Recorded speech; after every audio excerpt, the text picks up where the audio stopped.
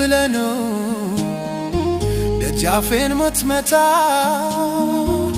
እኔ ደካማ ነኝ አንተ ቅዱስ ጌታ። ከእንግዲህ አላርስም ምንጣፌን በእንባ መንቶላቴን ከፍተህ ወደ ቤቴ ግባ። በኃጢአተኛው ድንኳን ቅዱሱ ቆመሃል። ልጄ የት ነው ብለህ